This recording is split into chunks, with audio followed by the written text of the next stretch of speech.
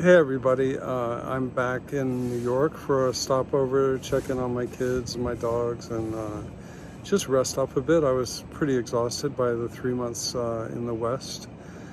Um, when I left Kansas, I had to fill out a web form saying that I had traveled to regions, namely Kansas and Colorado, recently that had a high enough rate of infection that it bothered the New York State Department of Health, New York City Department of Health.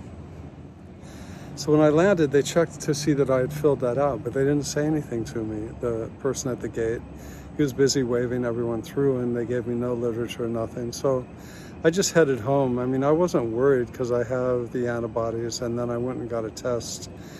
Tested negative. It was a very fast test, and but still I stayed mostly indoors, except to walk the dogs, and I made one trip to the store, wearing a mask, of course, for the week. And then yesterday I got a call from the New York City Department of Health saying, hey, just checking up on you on your quarantine. We saw that you arrived in New York. And I said, yeah, I arrived a week ago. And they said, do you need a hotel room? Do you have room in your apartment to isolate if necessary? And I said, yeah, everything's cool, but really this is a week into it. And then I said, well, I had the antibodies. I have a negative test that I got the other day. Do I have to do this whole quarantine? And she said, a good point. I don't think that you do. And then she consulted her paperwork and she said, well, actually you do. You have to do that because the test could be false, and the antibodies, we aren't certain how long they are protective.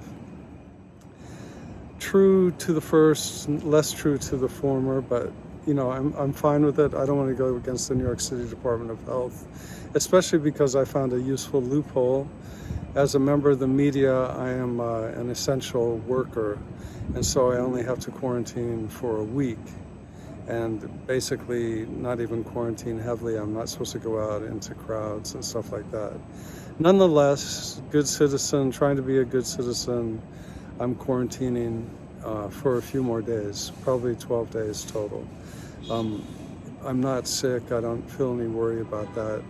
But the cascading effect of quarantine is kind of amazing. I have two kids at home.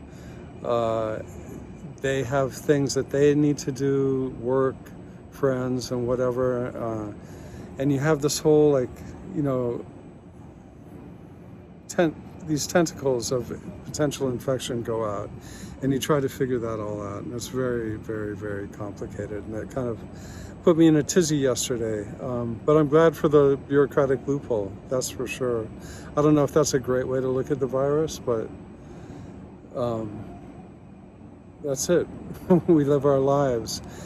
Now, being in New York, I feel like, yeah, this virus is real. Like this, I remember being here, all the people dying, I had it, etc. But just a few weeks ago, I think these antivirus people were starting to sort of plant seeds of doubt in my brain. I've talked to so many of them, and it's interesting because that's kind of the point of the trip, was to talk to people and learn and absorb some of their opinions and see what's real and what's not.